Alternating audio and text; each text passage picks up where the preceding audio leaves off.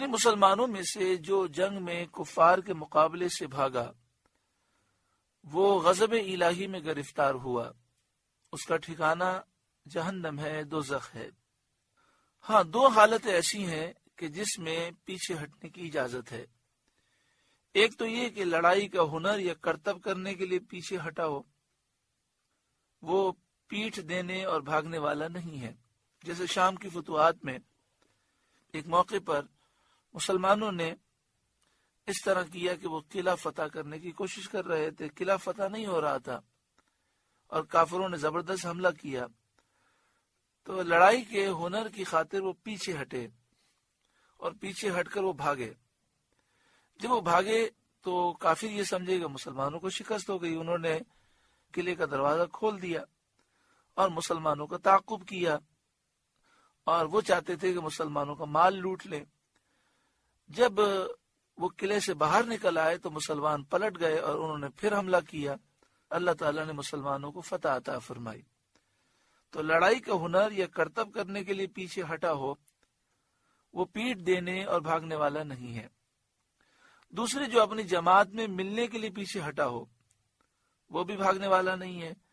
مطلب یہ کہ مثال کے طور پر جنگ ہو رہی ہے اور مسلمانوں کی تعداد 2-3 ہزار ہے، ان کا خیال تھا کہ کافر 10,000 ہوں گے، لیکن ہوا یہ کہ جب وہ وہاں گئے تو لاکھوں کی تعداد میں کافر ہیں۔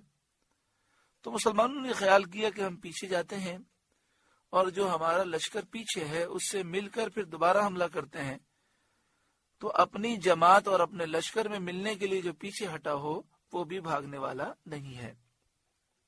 فَلَمْ تَقْتُلُوهُمْ وَلَكِنَّ اللَّهَ قَتَلَهُمْ، تو تم نے انہیں قتل نہ کیا بلکہ اللہ نے انہیں قتل کیا۔ جب مسلمان غزوہ بدر سے واپس ہوئے تو ان میں سے ایک کہتا تھا کہ میں نے فلاں کو قتل کیا، دوسرا کہتا تھا میں نے فلاں کو قتل کیا۔ اس پر یہ آیت نازل ہوئی اور فرمایا گیا کہ اس قتل کو تم اپنے زور و قوت کی طرف نسبت نہ کرو، کہ یہ در حقیقت اللہ تعالی کی امداد ہے اور اس کی تقویت اور تائید ہے۔ یعنی اس میں یہ سبق ہے کہ جب مدد آ جائے تو اپنی طاقت، اپنی قوت کی طرف نسبت نہیں کرنی چاہیے، بلکہ یہ کہنا چاہیے کہ یہ محض اللہ کا فضل ہے، اس کی امداد ہے کہ اس نے مدد فرمائی، اس نے تقویت دی، اس نے تائید کی۔ وَمَا رَمَيْتَ إِذْ رَمَيْتَ وَلَكِنَّ اللَّهَ رَمَى، یہاں پر سرکار دو عالم صلی اللہ علیہ وآلہ وسلم کی شان اور عظمت بیان کی گئی کہ حضور کا فعل اللہ کا فعل ہے۔ وَمَا رَمَيْتَ إِذْ رَمَيْتَ وَلَكِنَّ اللَّهَ رَمَى، اور اے محبوب وہ خاک جو آپ نے پھینکی، آپ نے نہ پھینکی تھی بلکہ اللہ نے پھینکی۔ مٹھی میں مٹی لے کر آپ نے کافروں پر جو ڈالی اور کافر گھبرا کر بھاگے، اس کے متعلق فرمایا وَمَا رَمَيْتَ، اے محبوب آپ نے وہ مٹی نہ پھینکی، اِذْ رَمَيْتَ جب پھینکی۔ یہ بھی فرمایا جا رہا ہے کہ آپ نے پھینکی، جب آپ نے وہ مٹی پھینکی تو آپ نے نہیں پھینکی، وَلَكِنَّ اللَّهَ رَمَى، بلکہ اللہ نے پھینکی، کیونکہ رسول صلی اللہ علیہ وآلہ وسلم اللہ کے خلیفہ اعظم ہیں، تو حضور کا ہر فعل اللہ کے حکم سے ہے، اور حضور کا کرنا یہ اللہ رب العالمین کا کرنا ہے۔ وَلِيُبْلِيَ الْمُؤْمِنِينَ مِنْهُ بَلَاءً حَسَنًا، اور اس لیے کہ مسلمانوں کو اس سے اچھا انعام عطا فرمائے۔ یہ جنگ اس لیے ہوئی کہ مسلمان بہت عظیم فتح پائیں، اور جو انہوں نے تکلیفیں جھیلی تھیں اس پر اللہ تعالیٰ انہیں غلبہ عطا فرمائے اور فتح و نصرت اور اچھا انعام عطا فرمائے۔ ان اللہ سمیع علیم، بے شک اللہ سننے والا جاننے والا ہے۔ ذالکم، یہ تو لو، یعنی اے مسلمانوں، یہ فتح، یہ نصرت، یہ تمہیں اللہ تعالیٰ نے عطا فرمائی، اس پر خوش ہو جاؤ۔ وَأَنَّ اللَّهَ مُوهِنُ كَيْدِ الْكَافِرِينَ، اور اس کے ساتھ یہ ہے کہ اللہ کافروں کا داؤ سست کرنے والا ہے۔ کافر جو مکر و فریب کرتے ہیں، اللہ تعالیٰ ان کے مکر و فریب کو ناکام کر دیتا ہے۔ کمزور فرما دیتا ہے۔ ان تستفتحوا فقد جاءکم الفتح، اے کافروں اگر تم فیصلہ مانگتے ہو تو یہ فیصلہ تم پر آ چکا۔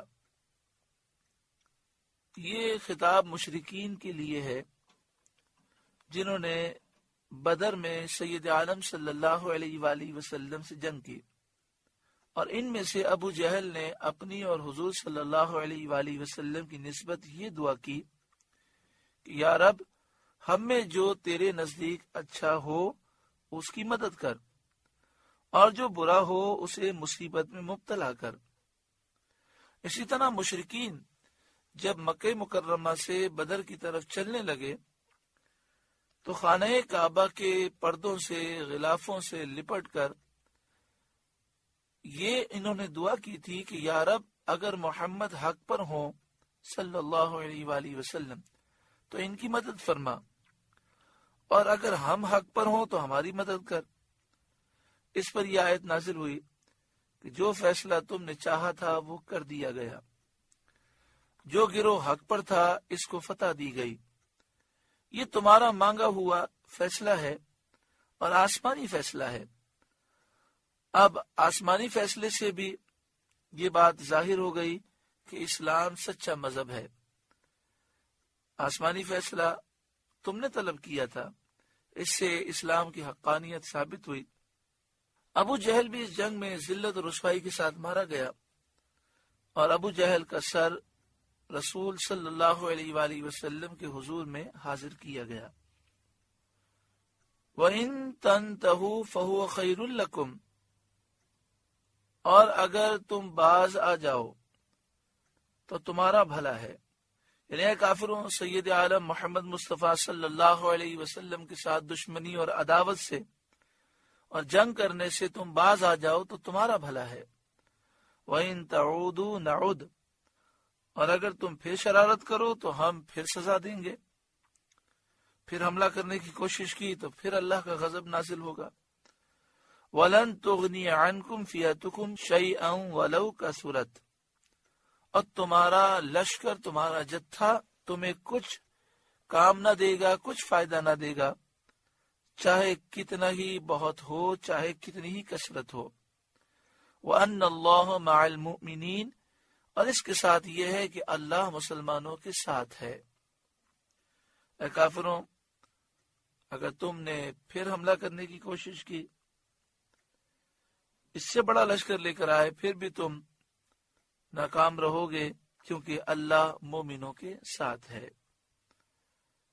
بدر میں مدد نازل ہوئی، اللہ تعالیٰ نے غیبی مدد نازل فرمائی، اور یہ صرف بدر تک محدود نہیں۔ جب بھی مسلمان تقوی اور پرہیزگاری سے مزین ہوئے، جب مسلمانوں نے اخلاص کے ساتھ اللہ کے کلمے کو بلند کرنے کے لیے جہاد کا علم بلند کیا، اللہ تعالیٰ نے غیبی مدد فرمائی۔ آج بھی ضرورت اس بات کی ہے کہ مسلمان متحد ہوں، اہل حق بیدار ہوں، اور اپنے اندر جذبہ جہاد پیدا کریں، شوق شہادت پیدا کریں، اور دشمن کے سامنے کھڑے ہو جائیں، اور اس بات پر یقین رکھیں کہ اللہ تعالیٰ ضرور مدد فرمائے گا۔ انشاءاللہ تعالیٰ مدد ضرور نازل ہوگی۔ اللہ تبارک و تعالیٰ خاص کرم و فضل فرمائے۔ سورہ انفال کا دوسرا رکوع مکمل ہوا۔ اللہ تعالیٰ اس رکوع کے نور سے ہمارے قلوب کو روشن اور منور فرمائے۔ آپ سے گزارش ہے کہ قرآن کے اس پیغام کو آگے پہنچا کر ثواب جاریہ حاصل کریں۔